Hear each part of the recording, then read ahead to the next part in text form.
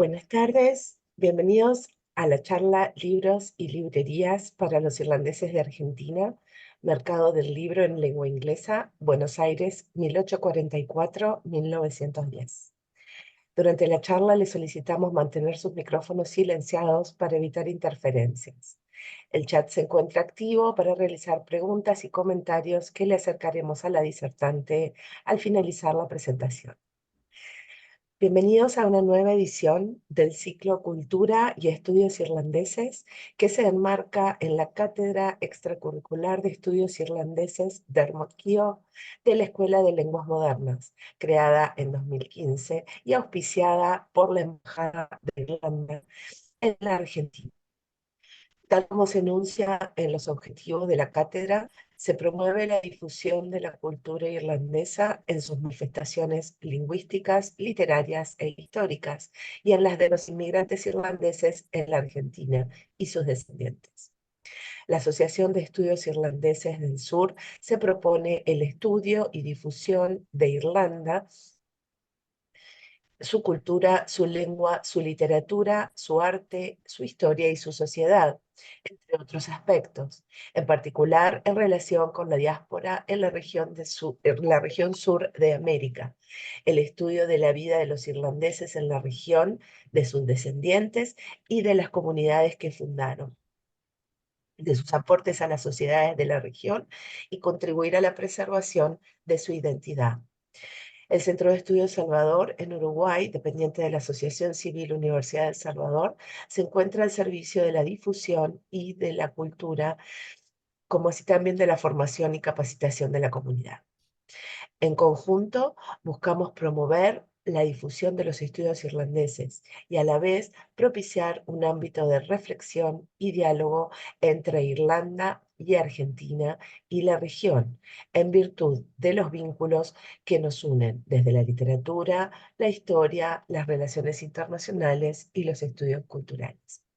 Mi nombre es Paula Ortiz, soy directora de la Escuela de Lenguas Modernas de la Universidad de El Salvador y miembro del Consejo de la Asociación de Estudios Irlandeses del Sur. La presentación de hoy se propone considerar los espacios de lectura, librerías y libros en lengua inglesa relacionados con los irlandeses establecidos en Argentina a lo largo del siglo XIX, de su vinculación con la comunidad británica del Río de la Plata en tiempos de Rivadavia a las décadas del padre Antonio Fagin, en que la comunidad comienza a tener un perfil más identitario ligado al catolicismo. En el marco del desarrollo del mercado librero argentino, la prensa comunitaria e inmigrante y las publicidades de librerías en los diarios The Southern Cross y The Standard, hacia finales del siglo XIX, se hace evidente una literatura nacionalista irlandesa importada por librerías de Buenos Aires que vincula a los hiberno-argentinos a una comunidad lectora global irlandesa católica compartida por los irlandeses de Estados Unidos, Australia, Nueva Zelanda y otros centros de la diáspora.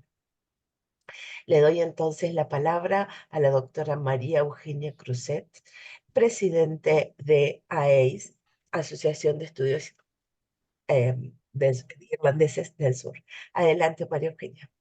Muchas gracias, Paula. Bueno, buenas tardes, bienvenidos. Me alegra comenzar este año con ya son clásicas, ¿no? Ya vamos a crear un clásico que van a ser nuestras charlas de los jueves de AEIS junto con USAL. Y hoy particularmente me alegro personalmente de poder presentar la charla de Viviana Keegan, de la cual conozco todo el conocimiento, lo que ha leído, lo que ha escrito, lo que ha profundizado sobre este tema, y que además estamos compartiendo un montón de actividades en conjunto. Entonces, además de presentar a una persona con muchos conocimientos y una persona, muy buena persona, además es una amiga. Entonces, doblemente contenta de poderla presentar a Viviana. Y voy a hacer una pequeña semblanza. Viviana tiene un montón de antecedentes, pero bueno, voy a hacer algo breve como para que podamos introducirnos en el tema, por más que muchos de los que están acá ya la conocen, pero para aquellos que se incorporan ahora, para que tengan una alguna idea de sus antecedentes.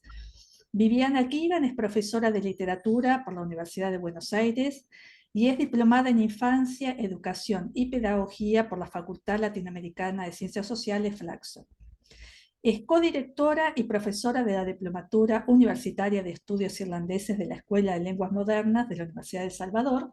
Acá hay varios exalumnos.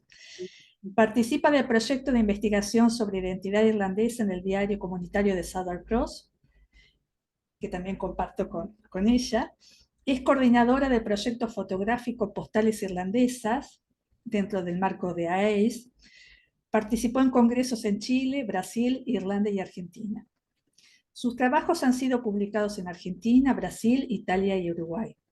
Y sus áreas de investigación son la temprana infancia irlandesa en Argentina, en el siglo XIX, el mercado del libro para hiberno-argentinos, que hoy nos va a deleitar justamente con este tema, y algo que en un futuro también esperamos que nos hable, la historia de las Hermanas de la Misericordia Irlandesa, la Sisters of Mercy, que era la congregación que atendía pastoralmente sobre todo a las mujeres irlandesas acá en Argentina. Dicho todo esto, entonces le cedo la palabra a Viviana y quedamos para escucharte. Adelante, Viviana. Bueno, muchísimas gracias, María Eugenia, por la presentación, pero también por la invitación, porque para mí realmente es un placer compartir esta charla hoy con ustedes, con aquellos amigos de AEIS, personas que están invitadas, y también con muchísimos alumnos, exalumnos, como mencionaste, que siempre nos da realmente una alegría enorme poder seguir compartiendo nuestro verde frenesí, como dijimos en la primera corte, y ya vamos a alargar la sexta. Así que muy bienvenidos a todos y gracias por compartir esta charla de un tema que me parece interesante porque no se ha tratado mucho y además nos plantea muchos interrogantes sobre cómo se construye la identidad de los irlandeses, específicamente de los irlandeses en la Argentina. Una de las cosas que yo más amo en la vida son los libros. No solo leer, no solo la literatura, sino los libros como objetos. Cuando empecé a investigar sobre los irlandeses, sobre la infancia irlandesa, una de las primeras preguntas que me hice eran qué leían los niños irlandeses que estaban en Argentina, digamos, lejos de Irlanda, como inmigrantes. Inmediatamente, bueno, obviamente me pregunté también qué leían los irlandeses adultos. Es decir, estando tan lejos de Irlanda, en un país de habla hispana, un pueblo que amaba tanto, digamos, su literatura, ¿dónde estaban los libros de los irlandeses? Había bibliotecas, es decir, me surgieron muchas dudas y traté de contestarme eso a través de las investigaciones, pero no encontraba textos que trabajaran específicamente ese tema.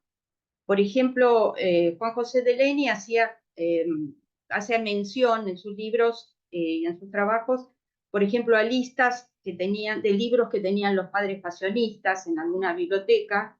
Edward Walsh ha trabajado el tema, por ejemplo, de la librería Macern, que hoy vamos a mencionar algo de su trabajo, y también al leer la correspondencia del padre Faggi, a la que nosotros no tenemos acceso, había encontrado también información sobre compra de libros, que son datos muy valiosos. Y por eso también aprovecho para agradecer a Edward la generosidad de siempre facilitarme esta información para continuar con el trabajo. Pero no encontré nada orgánico como para trabajar. Empecé a estudiar el mercado del libro en Irlanda y el mercado del libro en la Argentina, y el mercado del libro en la Argentina está trabajado, incluso hay trabajos sobre la literatura francesa, la literatura italiana en la Argentina, la literatura judía, o sea, la librería, ¿verdad? Pero no encontré nada sustancial sobre el mercado de lengua inglesa. Entonces, recordé que cuando había empezado a trabajar con infancia irlandesa, al leer el diario de Southern Cross, que es el diario comunitario de los irlandeses en la Argentina, que se funda en 1875, al leer ese diario me crucé con muchísimas publicidades de librerías que ofrecían libros a los irlandeses en la Argentina. Entonces, mi pregunta, digamos, seguí investigando para ver cómo esos libros que se ofrecían a través de los diarios en la Argentina, o específicamente de este diario y también del Standard, que es un diario que también leía la comunidad, que se fundó unos años antes, en 1861, cómo es que estos títulos llegaban a un puerto tan alejado de Europa y de otros lugares de edición, como por ejemplo Estados Unidos. Entonces, mi conclusión, y lo vamos a desarrollar al final, es que en esos años, digamos, en esos 35, 40 o 50 años, si arrancamos desde el Standard en 1861 hasta 1910, los títulos que se van ofreciendo a través del diario son progresivamente cada vez más específicamente irlandeses nacionalistas. Es decir, que la oferta que va a haber es una oferta muy específica para los irlandeses de Buenos Aires que coincide con la oferta de Irlanda y de la diáspora. Entonces, lo que voy a hacer ahora es darles un pantallazo, porque no puedo entrar en detalle de lo que ocurre en todo el siglo XIX. Pero si hay alguien que tiene interés en los detalles o en la bibliografía, Verónica va a subir al chat un link para acceder a un trabajo que yo hice el año pasado para la revista Claves. Si al que le interesa puede acceder, o eventualmente si hay alguna pregunta al final, también pueden escribirme. Acá está la presentación. Bien. Entonces ahora voy a tratar de dar un pantallazo de cómo fueron apareciendo los libros y los espacios de lectura para los irlandeses, para lo cual voy a compartir un PowerPoint.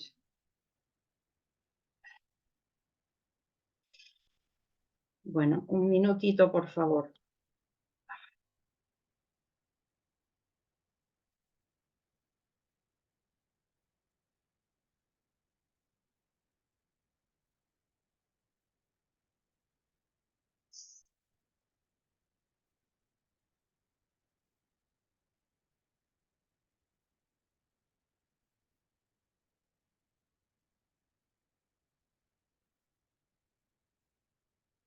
Acá estamos.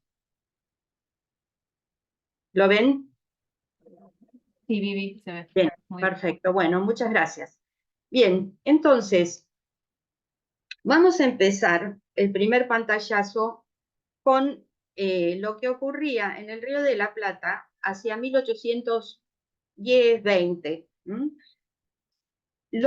La comunidad irlandesa, si es que podía llamarse de esa manera, digamos, era un grupo muy pequeño. Para 1824 se calcula que había unos 500 irlandeses en Buenos Aires, que naturalmente por el idioma, por sus costumbres y también por una cuestión comercial y política, estaban vinculados con la comunidad británica que había en Buenos Aires, que tenía un peso, esta comunidad británica, bastante importante en relación con lo comercial. Recordemos que en 1825 Rivadavia había firmado un tratado precisamente con Gran Bretaña de amistad, navegación y comercio, que impulsó justamente el ingreso de libros al Río de la Plata. Entonces, aclaremos también que Irlanda como país o como territorio, desde el año 1800, a través del Acta de Unión, formaba parte del Reino Unido de Gran Bretaña e Irlanda, es decir, eran súbditos de la corona británica. Esta comunidad británica de Buenos Aires, básicamente de ingleses y escoceses, en su mayoría protestantes, fue creciendo y creando espacios de intercambio, de encuentro, donde fundamentalmente los hombres se reunían para discutir cuestiones comerciales, políticas, y que nos interesan a nosotros porque allí, digamos que los inmigrantes o los residentes tenían acceso a libros, a periódicos de varios países, y generalmente a través de una cuota. Entonces, varios de estos espacios van a ir cambiando de nombre, pero nos interesa resaltar, por ejemplo, que bueno, existía la Sala Comercial Británica o British Commercial Rooms, y que en 1815 se crea la primera biblioteca británica, la British Subscription Library, que luego, así como el tratado impulsó el ingreso de libros, la guerra con el Brasil, que fue un poquito posterior, digamos que bloqueó o obstaculizó el ingreso de los libros, y entonces esta biblioteca se transforma en una biblioteca circulante en la calle Chacabuco. Todo esto pueden leerlo con detalle en el libro de Alina Silveira sobre los británicos, porque está muy bien desarrollado. Entonces, en el 1826, es decir, en la misma época, aparece un diario escrito en inglés en el Río de la Plata, que es The British Packet and Argentine News. En ese libro, en ese periódico aparece información sobre libros que llegan al puerto, libros que se compran, libros que se rematan, por ejemplo, o que están en venta. Y acá les pongo como ejemplo, en el año 1827 aparece la venta de libros religiosos, libros de rezos. Y es interesante, un libro para anglicanos que ya está traducido al español, que se ofrece en este diario. A continuación, el año 38, un poco más adelante, la Gaceta Mercantil, que por supuesto no es un libro, un periódico en inglés, anuncia una subasta de libros de la librería argentina que cierra. Esta librería, la librería del Salón Literario de Echeverría. Entonces, lo que me pareció interesante en la lista de la subasta, que son 80 autores, aparecen algunos de estos autores que son de lengua inglesa, como Shakespeare, Locke. Es interesante ver lo que se leía también en Buenos Aires para esta época, o por lo menos lo que estaba a mano, a disposición siempre que se pudiera comprar, naturalmente.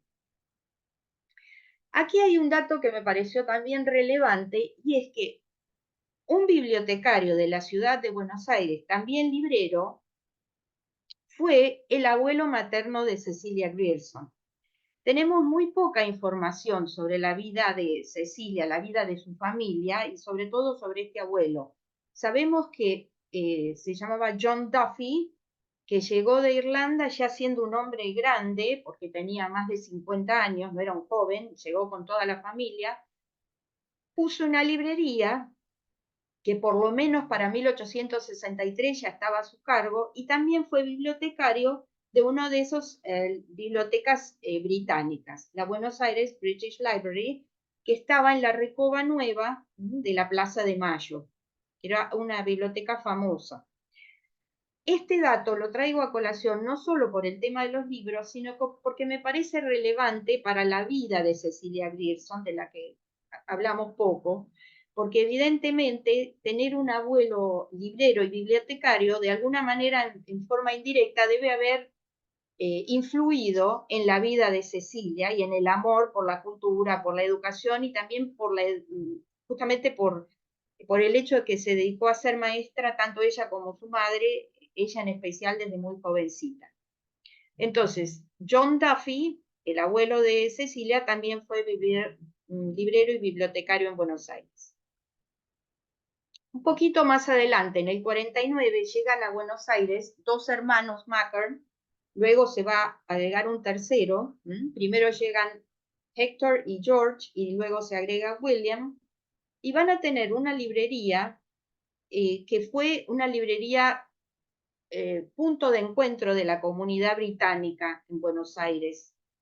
No era solamente una librería de libros, sino también papelería, incluso tenía una sección de objetos perdidos que tenía que ver justamente por la reunión, la convocatoria que tenía con la comunidad.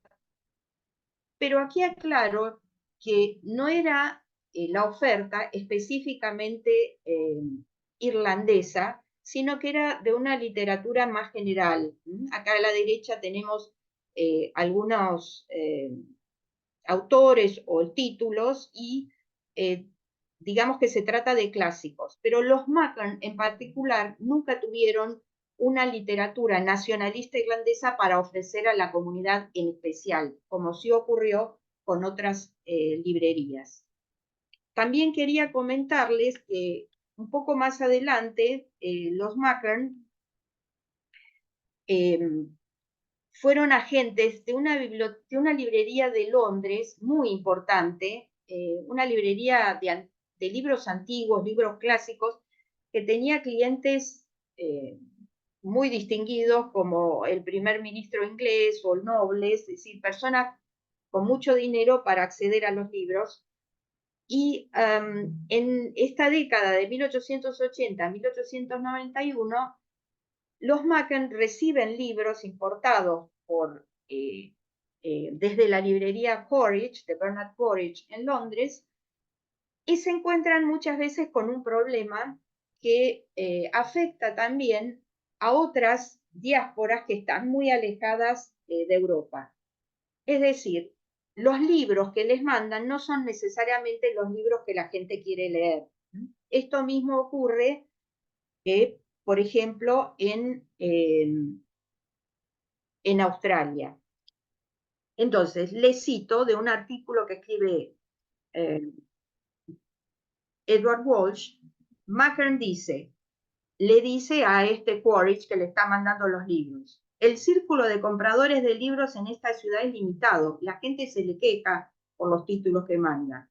En 1881 no envíe más libros caros. Al año siguiente, es una lástima que sean siempre los mismos tipos de libros. Y ya en el 85, Macklin está harto y dice: supongo que no sirve de nada insistir sobre este viejo tema, ya que sin duda responde a su propósito de deshacerse del excedente de existencias. Es decir, que en muchos casos mandaban libros que no podían leer en Londres y entonces los enviaban. Como les digo, esto ocurrió también con la diáspora irlandesa cuando les enviaban libros desde Europa, o desde Londres o desde Irlanda. Finalmente, el tercer hermano, William Macklin, abre una tercera librería más adelante en el tiempo en la calle Florida. Bien, yo he dividido la charla en 3 momentos porque cada momento se corresponde con un espíritu distinto de lo que es el mercado del libro. Entonces, en esta primera etapa vimos lo que sería lo previo a la llegada del padre Faggi y de la constitución de la comunidad irlandesa como tal, con una fuerza, digamos, de verse a sí mismos como irlandeses católicos. Entonces, la segunda etapa empezaría con el ingreso, con la llegada del padre Faggi a Buenos Aires, que como ustedes saben, les dio un perfil muy, muy homogéneo a la comunidad, trabajó en distintos aspectos y, entre otras cosas, trajo a los capellanes con los que se va a ocupar de brindar lecturas a los irlandeses de la comunidad. Entonces, esto es importante para saber cómo funcionaba el mercado del libro en Buenos Aires. Porque pensemos que los irlandeses, como dijimos al principio, estaban en Argentina muy lejos del centro de la difusión en Irlanda, y ¿quiénes podían gestionar además la llegada de esos libros? ¿Era una librería? ¿Eran los propios irlandeses? Bueno, en la correspondencia de Faggi, que como les comenté, Edward Walsh estudió, aparecen en esas cartas menciones a compra de libros, por ejemplo, para la comunidad, o se salda una deuda de libros con la comunidad de bastante dinero para el momento. Lo que quiero remarcar acá es que durante este periodo, digamos, o a partir de este periodo, lo que va a aparecer es una idea de lo que es la lectura saludable, healthy reading en inglés, que es una lectura apta para un lector irlandés católico. Este control y gestión de la lectura no es algo que solamente ocurre con los irlandeses católicos, sino que va a ser algo propio del siglo XIX, pero en particular y sobre todo en Argentina se dio con fuerza. No solo en Argentina, digamos, en toda la diáspora irlandesa, ¿no? Pero el hecho de que hubiera lecturas consideradas adecuadas para que se leyeran, para que las leyera un lector irlandés católico. Y con esto se va llegando a un perfil de lo que es un irlandés católico, porque finalmente se trata de plantear una conducta. Entonces, con el correr de las décadas, este lector irlandés católico se va a ir transformando en un lector irlandés católico nacionalista a través de lo que podemos ver de la oferta del mercado. Los capellanes también crean bibliotecas en los pueblos irlandeses, por ejemplo, en Carmen de Areco. Aunque no tenemos acceso a esas bibliotecas privadas, y como les dije, la información es muy limitada, por lo menos sí sabemos que existían. Por supuesto que el tipo de libros que circulaban no eran los que leíamos, o los títulos que veíamos recién en la librería Machen, sino libros que tenían que ver con lo religioso y la fe. En el año 1875, cuando Fahey ya ha fallecido, prácticamente en el primer número del diario The Southern Cross, aparece anunciado un proyecto de crear una biblioteca y sala de lectura irlandesa. Entonces acá ya podemos hablar de un perfil de la comunidad que se va distanciando un poco más de las lecturas y los hábitos y costumbres de la comunidad británica para encontrar un perfil propio, porque se ven a sí mismos como irlandeses católicos. Y esto se va a ir acentuando a medida que avanza el siglo hacia el cambio de siglo hasta el siglo XX. Aquí a la derecha tenemos el aviso. Y la idea era que esa biblioteca funcionaría en las mismas oficinas del Southern Cross, en ese momento en Corrientes 243. Por otro lado, hay dos cuestiones muy importantes que ocurren y que tienen en Irlanda y que en el mundo, que tienen absoluta relación con cómo se va a manifestar el mercado librero del libro irlandés.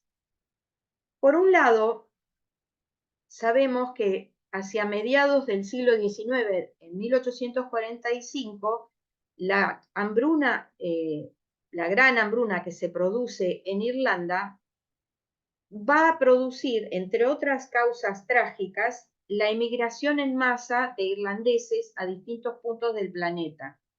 A Inglaterra, a Estados Unidos, a Canadá, a Australia, Nueva Zelanda y también a Argentina.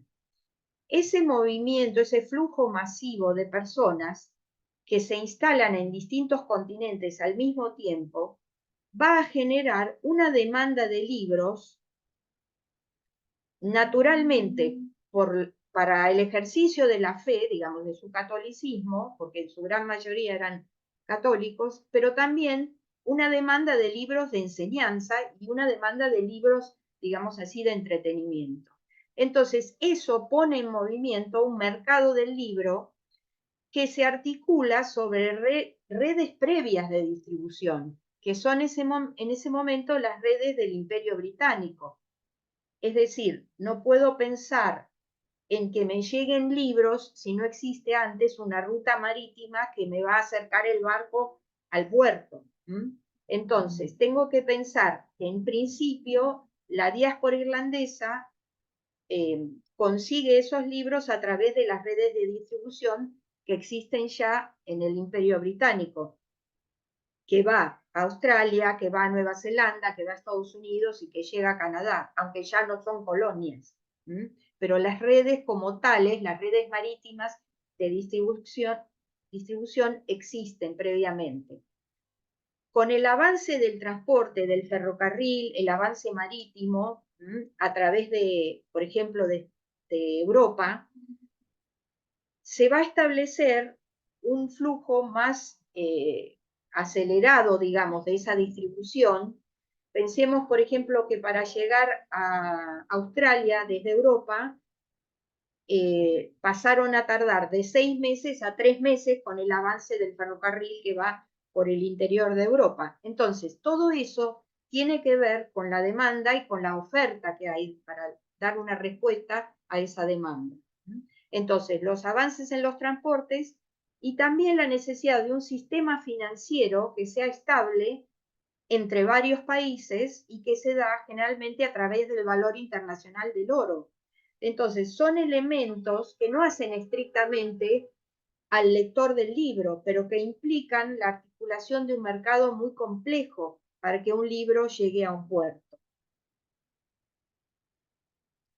En Irlanda, por otra parte, a mediados, digamos, paralelamente, más o menos cuando el padre Faggi llega a la Argentina, al año siguiente se produce la hambruna y todo esto que les comenté. Pero al mismo tiempo en Irlanda ya se estaba gestando una idea de, digamos, difundir en el campesinado una idea de nación y una revalorización de la cultura irlandesa que se da, por ejemplo, a través del diario The Nation, que publica distintos textos con este propósito a través de el editor James Duffy, que está en Dublín. Esta biblioteca era una biblioteca de muy alta calidad literaria, desde el punto de vista material lo era también, pero era muy accesible económicamente. Entonces, James Duffy comienza esas publicaciones y luego, a lo largo de las siguientes décadas, va a convertirse en uno de los grandes de una de las grandes editoriales católicas nacionalistas para no solo Irlanda, sino para toda la diáspora, para Estados Unidos, para Australia, para Nueva Zelanda y también para la Argentina. Lo mismo ocurre con esta otra firma, que es la de Michael Gill & Son, también de Dublín. Estas dos firmas van a llegar, estas dos editoriales, van a enviar sus libros también a Buenos Aires. Es decir, que Buenos Aires va a tener acceso hacia fines del siglo XIX a la misma literatura que se enviaba a otros puntos de la diáspora, una literatura católica y nacionalista. Y la entrega se hacía desde Dublín hasta Liverpool y de Liverpool a Buenos Aires, para que llegara a nosotros. La tercera etapa de este siglo, digamos, de este proceso, es una etapa donde los fenómenos se aceleran, es decir, el mercado empieza a crecer, el mercado del libro. El mercado del libro crece en Irlanda, empieza a crecer en el mundo y también surge y crece mucho en la Argentina. Lo mismo ocurre con la prensa. La prensa empieza a surgir en Europa, pero también surge en la Argentina una prensa nacional, una prensa provincial, una prensa local y una prensa de los inmigrantes. Entonces, la prensa vasca, la prensa española, la prensa italiana, la prensa francesa y naturalmente la prensa irlandesa, cuando en 1875 se concreta la aspiración que tenía la comunidad irlandesa de Buenos Aires de tener un diario, de Buenos Aires y de la Argentina en general, que es el diario The Southern Cross. Como les comenté, existía previamente, desde 1861, otro diario que también leía la comunidad, que era The Standard. Pero The Standard no tenía un propósito católico irlandés como era el de Southern Cross. Entonces, esta tercera etapa iría, luego de la muerte del padre Faggi, desde 1875 aproximadamente, digamos 70-75, porque coinciden los dos diarios comunitarios, hasta 1910, que es hasta donde estoy trabajando yo. Lo que ocurre después también es que el perfil de la comunidad se va argentinizando más, pero no voy a entrar en ese tema. Entonces, como dijimos, hay un desarrollo del mercado del libro en Europa y también en la Argentina, un mercado del libro con libros y con librerías. Aparecen librerías específicas con textos en francés, en italiano, en inglés, en alemán, que, digamos, están abiertas a los distintos intereses de la población. Alrededor de la Plaza de Mayo había un lugar que tradicionalmente había albergado a la City porteña y a comerciantes que tenían que ver con lo británico. Entonces ese barrio se llamaba el barrio inglés. Justamente alrededor de ese barrio se nuclean varias de las librerías. Yo he incluido acá las que trabajaban con libros en inglés, la librería europea, la librería Hibbert and Company, la English Book Exchange, la librería Moen, la librería Mackerns, la agencia Hoods, en fin, son muchas. La calle Florida en ese momento era la calle más distinguida, digamos, de Buenos Aires. Por eso no solo había librerías, sino casas refinadas, restaurantes, la confitería del Águila, por ejemplo. Y en la calle Reconquista, frente a la iglesia de la Merced, estaban las nuevas oficinas de Southern Cross. O sea que todo estaba muy cerca. Y también sobre Bartolomé Mitre, muy cerca de ahí, estaban las oficinas de The Standard.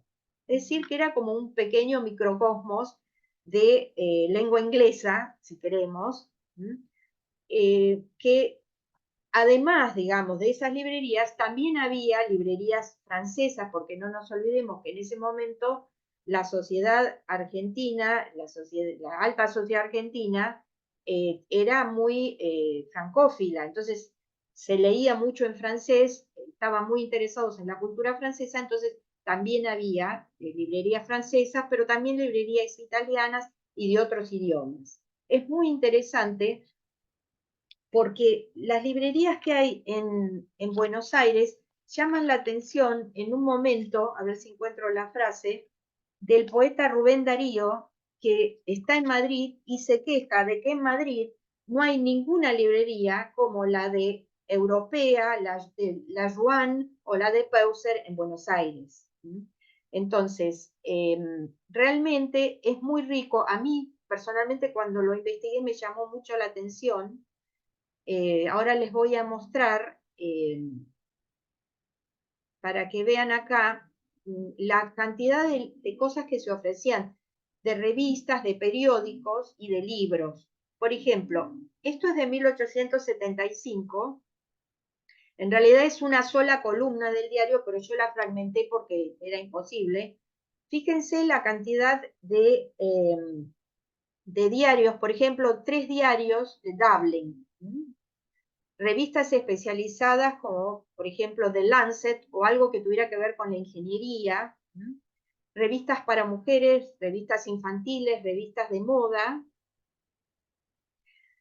Acá hay algo que me llamó la atención, ofrecen el Reynolds Newspaper, que era un diario que se vendía en Inglaterra los domingos y que aparece en Novios de Antaño, no sé si la han leído esta sección, digamos,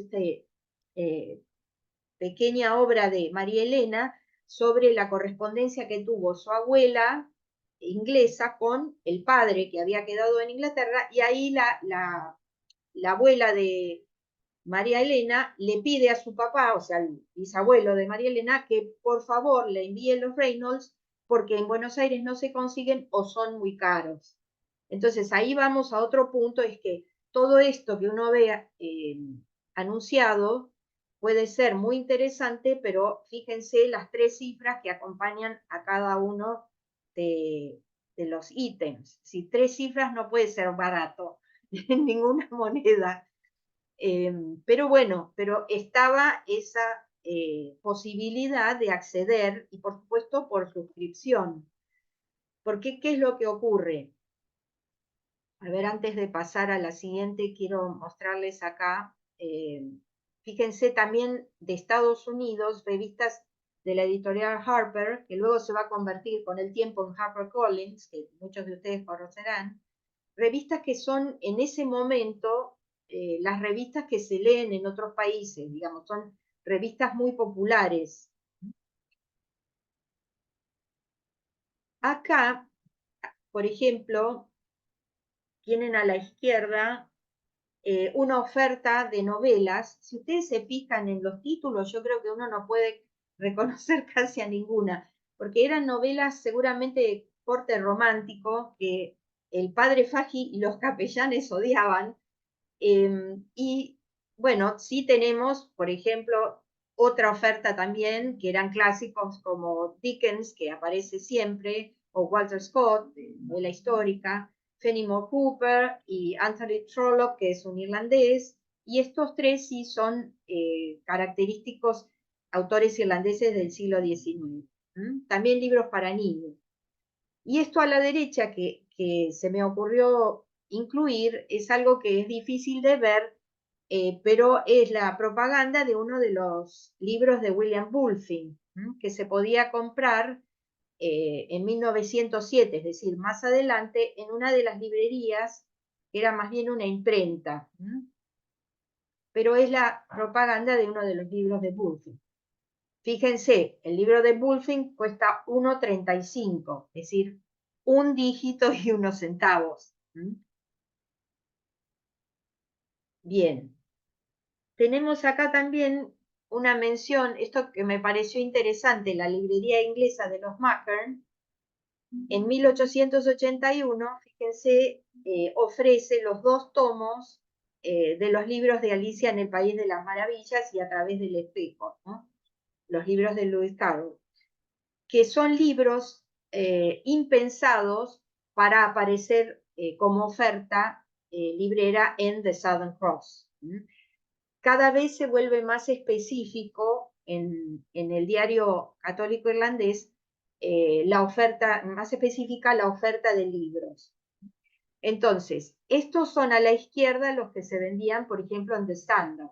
Y a la derecha tenemos la publicidad de una revista nacionalista irlandesa juvenil destinada a los chicos, que tiene fragmentos de leyendas, historias de los héroes irlandeses, de los héroes celtas, de los héroes legendarios, digamos, como para despertar en los chicos irlandeses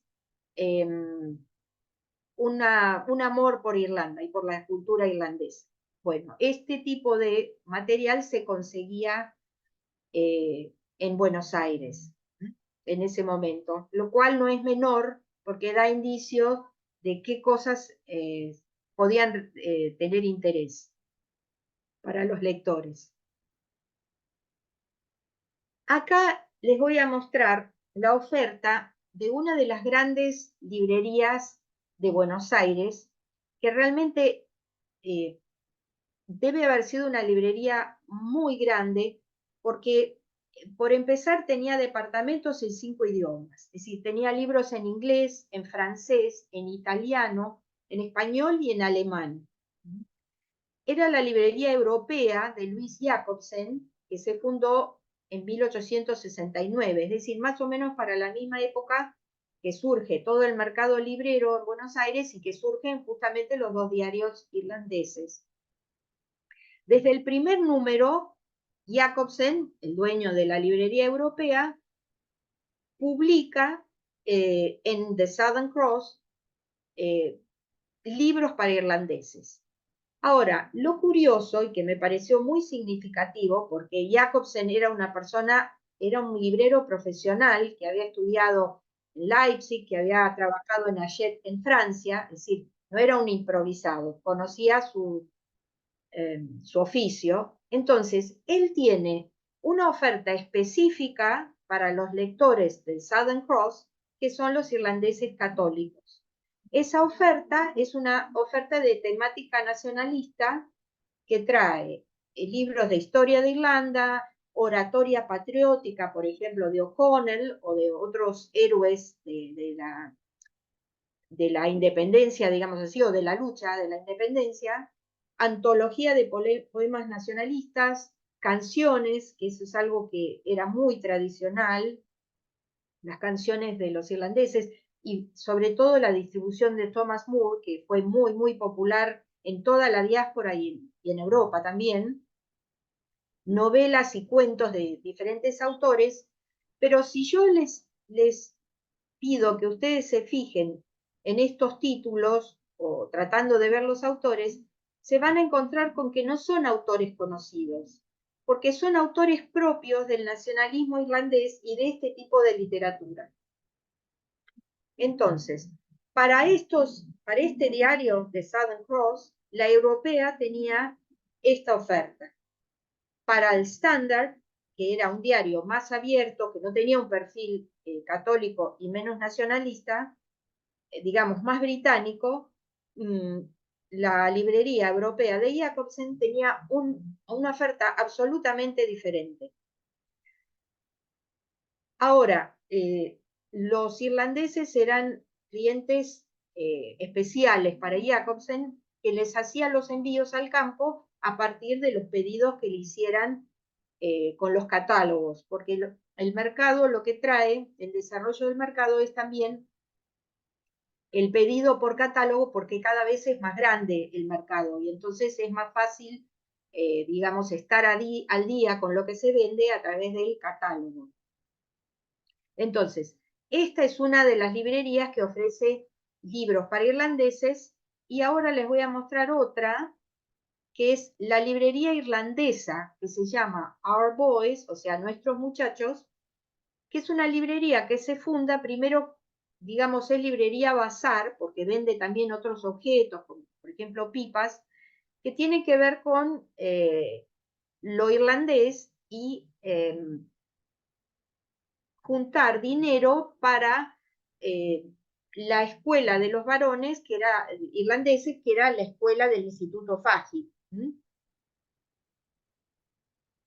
Entonces, esta escuela, que lleva ese nombre por los alumnos del instituto, va a ser una librería irlandesa de Buenos Aires que ofrece exclusivamente una oferta de libros nacionalistas irlandeses para el año 1900. La otra librería, la europea, venía ofreciéndolo ya desde 1875, pero la oferta coincide.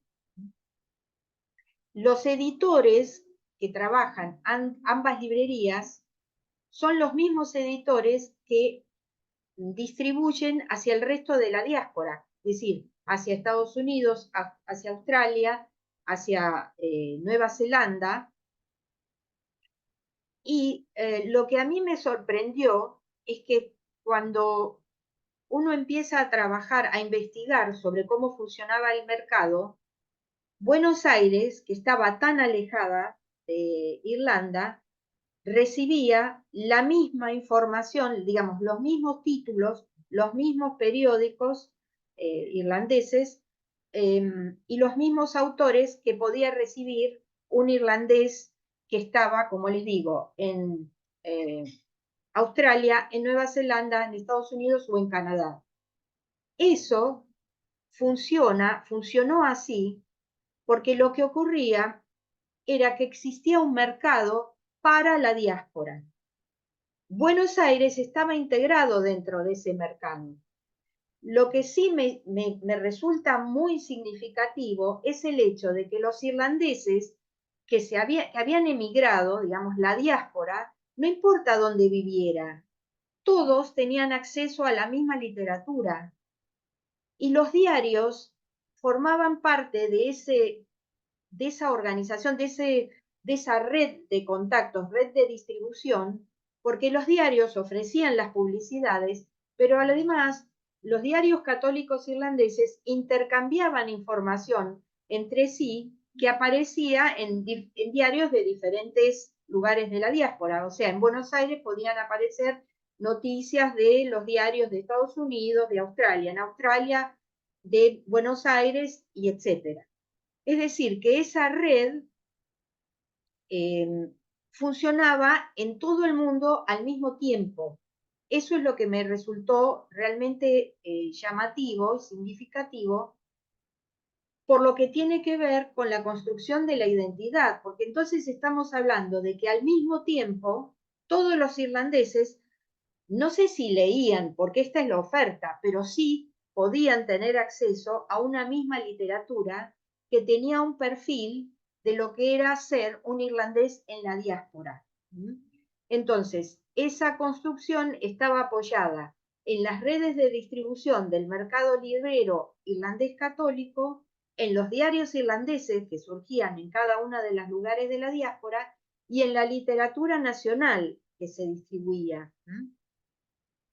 Por lo cual, y con esto voy a cerrar, Molloy, que es un especialista del mercado del mundo irlandés en Australia y Nueva Zelanda, llega a la conclusión de que existía una comunidad lectora global católica irlandesa en la diáspora.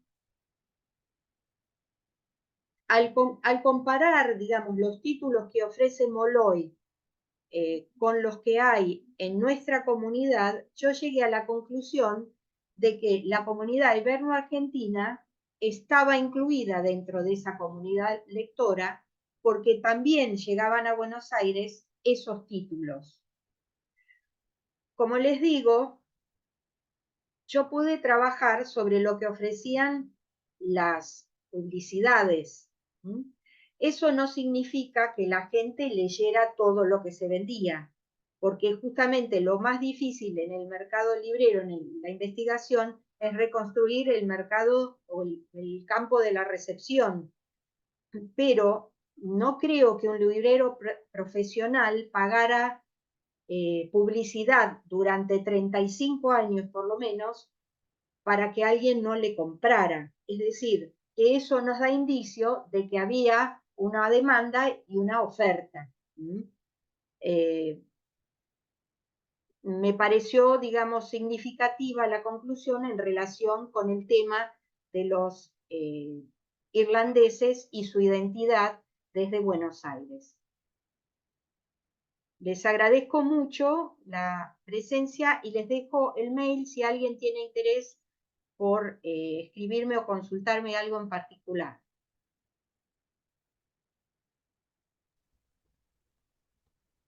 No sé si hay preguntas en particular, Vero.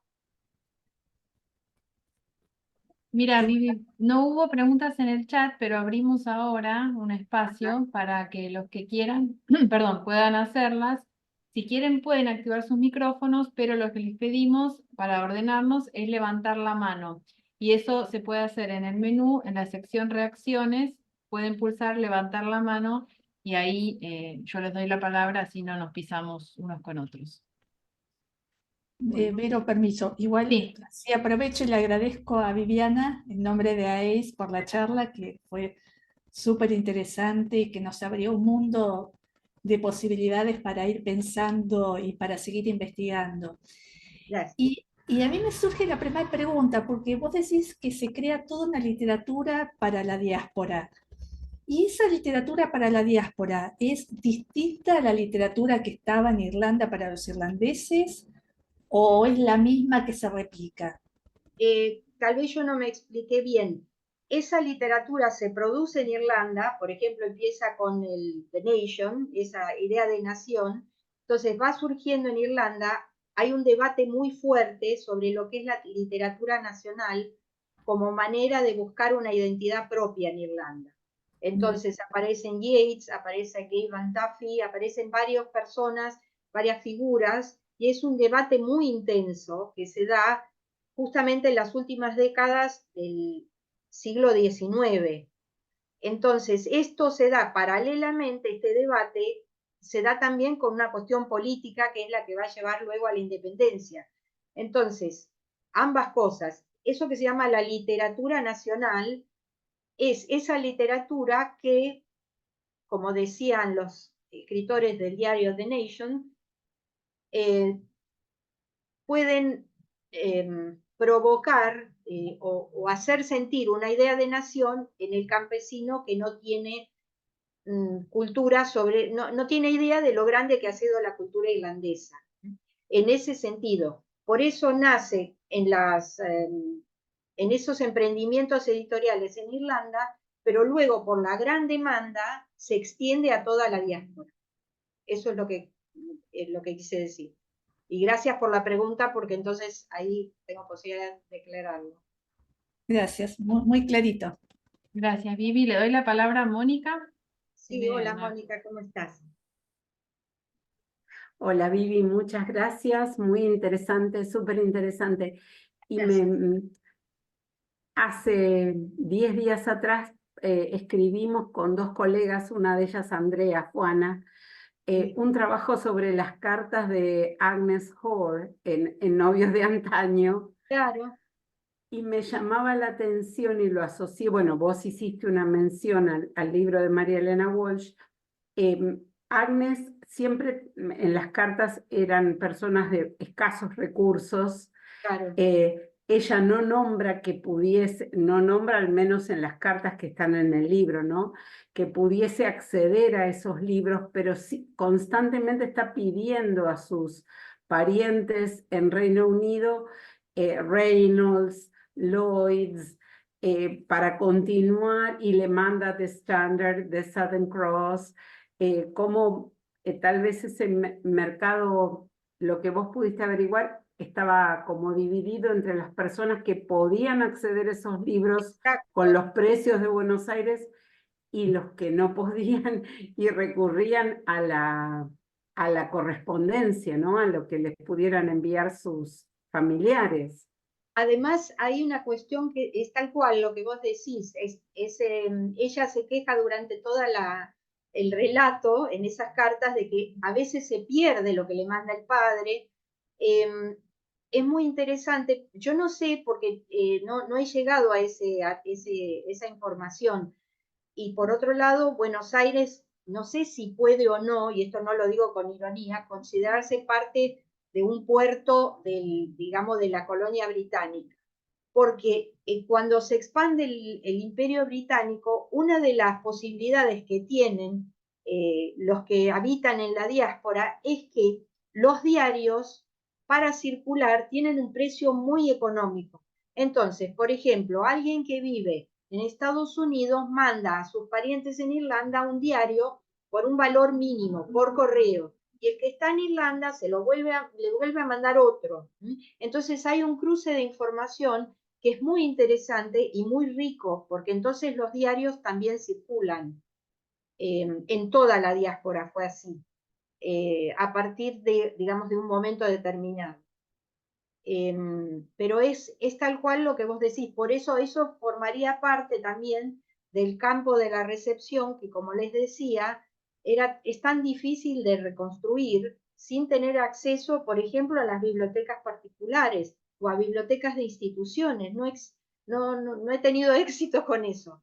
Debo decir, y acá, si me permito en un minutito más, sí he tenido acceso a la biblioteca de Rosario, donde me han tratado realmente con muchísima gentileza y calidez las 2 veces que estuve, y me permitieron revisar los libros, anotar los títulos, consultar.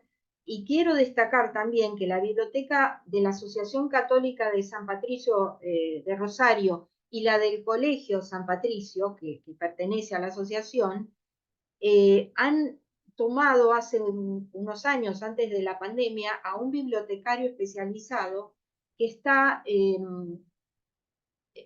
sistematizando lo que hay, digamos que es muy valioso, y está está digitalizando muchas cosas y está poniendo los títulos, digamos, para tener un acceso, incluso de forma digital, ¿no? Incluso se ofrecen a enviar copia digital para aquel que lo pida. Y yo quiero destacar esto porque a veces no se conoce y realmente es una dedicación a un patrimonio muy valioso, no solamente de la comunidad de Rosario, sino, considero yo, de toda la comunidad irlandesa de la Argentina, que me parece muy loable que tomen esa decisión de sostener, digamos, esas bibliotecas. Y si me permiten también, lo que quisiera decir es que lo que yo vi en Rosario coincide estrictamente en espíritu y en títulos con lo que les acabo de contar. Así que no se trata solamente de Buenos Aires, se trata también de Rosario, porque en Rosario el padre Gigi también tenía la misma visión que podían tener otros sacerdotes. El padre Gigi es el que inicia la Asociación Católica en Rosario. Muchas gracias, Vivi. No, al contrario, Mónica, gracias a vos. Bueno, no sé si hay alguna pregunta más. Si tenemos a Cecilia. Adelante, Ceci. Gracias. Sumamente interesante. Hola Vivi, hola a todos, buenas tardes. Realmente da para querer saber mucho más y sobre todo, bueno, lo difícil que debe ser intentar los estudios en recepción, pero Sí. habría que ver si se puede incursionar en las fichas de pedidos de algunas bibliotecas, como la que comentás de Rosario. A mí me quedó una duda que no sé si me distraje o no entendí bien, pero el apellido del abuelo librero de Cecilia Grierson es el mismo que el editor James Duffy. ¿Los dos son Duffy? Sí, los dos ¿Tienen son algún Duffy. Yo contacto? traté de buscar si eran parientes. No encontré ninguna relación, lo cual no quiere decir nada porque se supone que todos los irlandeses son parientes, pero en principio no son parientes. Igualmente es una pena que no conozcamos nada sobre este abuelo porque es un hombre que, como les dije, viene a Buenos Aires ya con su familia y es una persona que debe haber venido con un oficio, tal vez de librero, no sabemos, pero en el mismo museo de Cecilia Grierson tampoco tienen detalles. Me atendieron muy bien, pero no hay más información que la que circula. Pero en principio, no sé, no son parientes.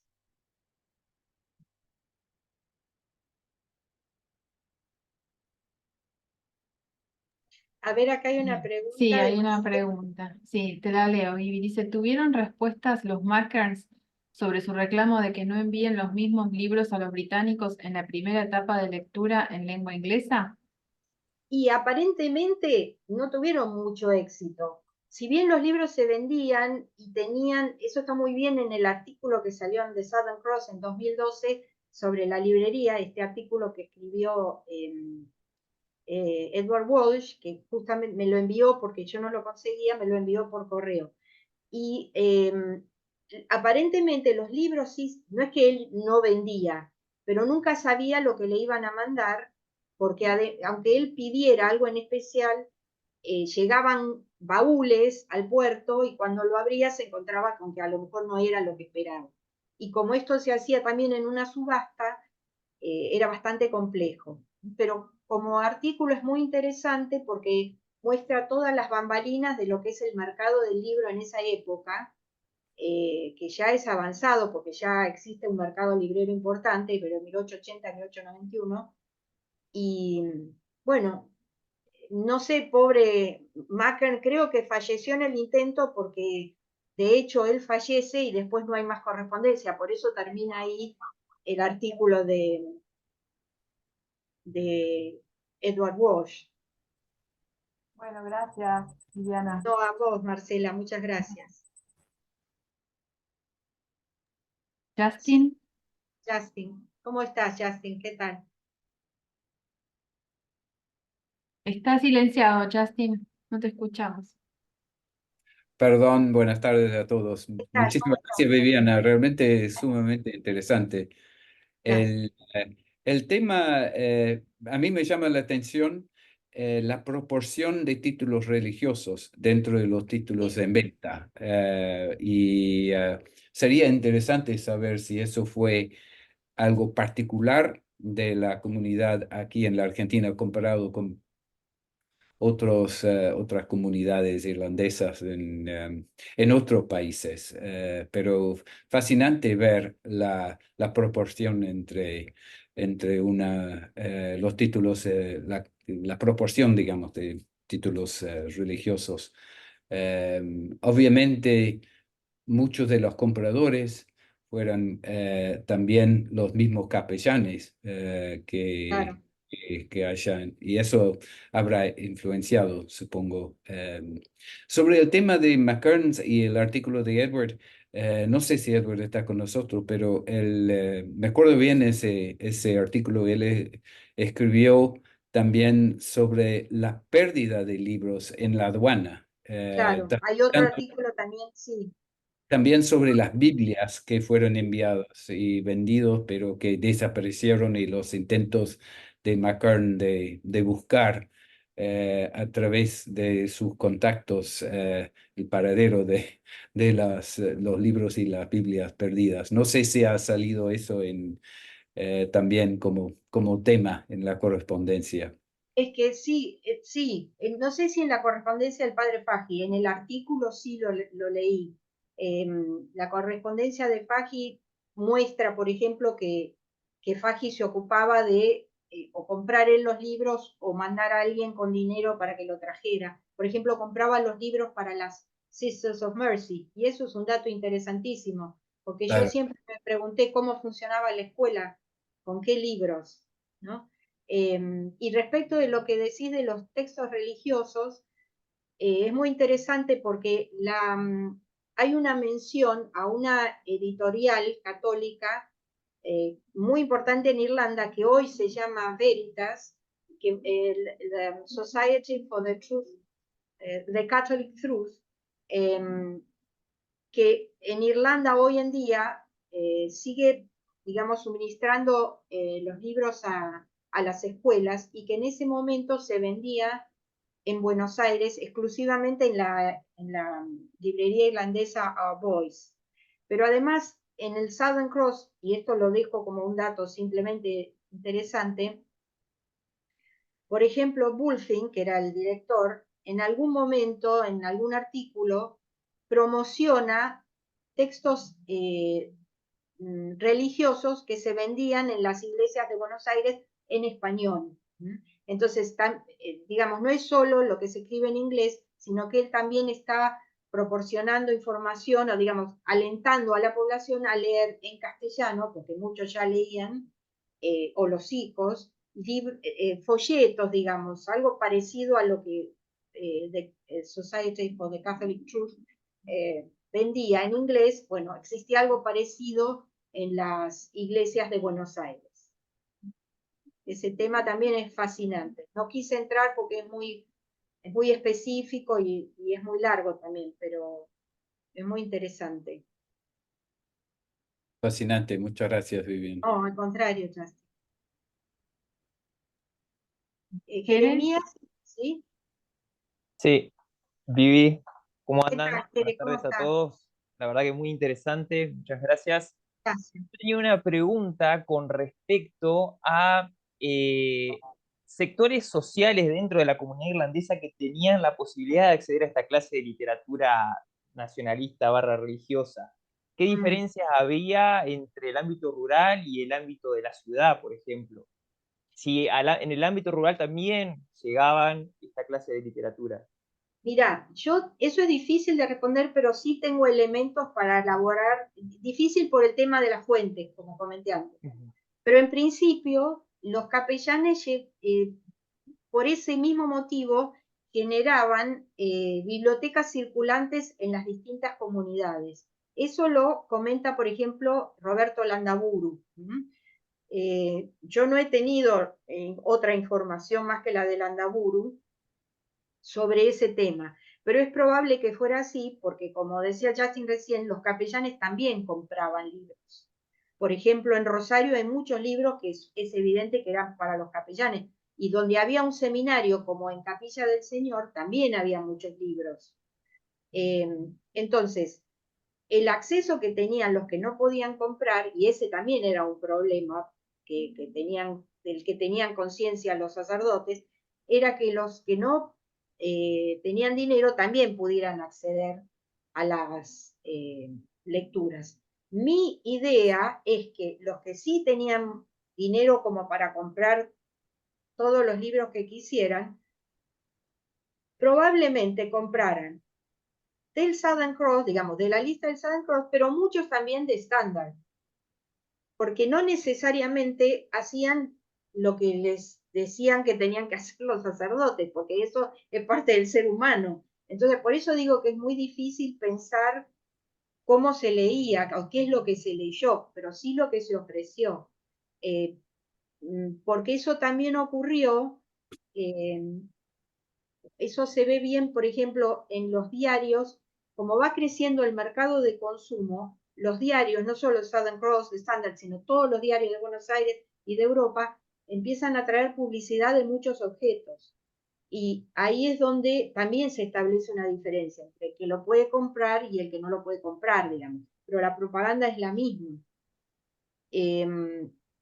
Yo creo también que habría un mercado donde si la gente se prestaría a los libros de alguna manera como ha sido toda la vida. Como el diario se leía entre varios, lo compraba uno y se leía entre varios, o como ocurría en Inglaterra con los obreros, compraban un diario entre todos y lo leían a lo mejor 15 personas. Bueno, lo mismo ocurriría con los libros. Muchas gracias, Vivi. No, de nada. Espero haber aproximado la respuesta.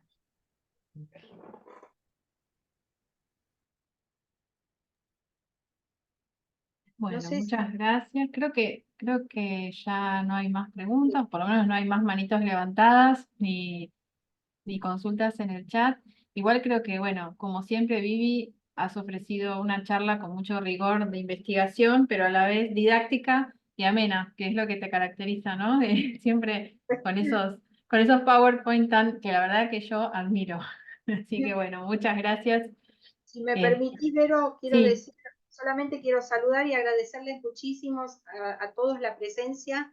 Y si, como les dije, dejé mi mail.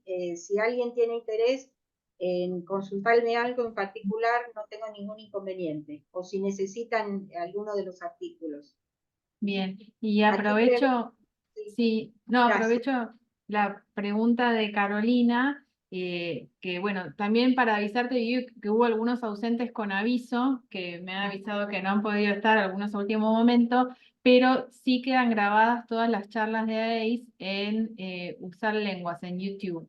Así que pueden volver a verla, incluso los que han participado, muchas veces es útil volver, sobre todo si uno está investigando sobre temas afines, está bueno a tener acceso a estas charlas, así que bueno, le agradecemos a Vivi por su generosidad y por sumar al acervo de AACE y a la Cátedra de Estudios Irlandeses.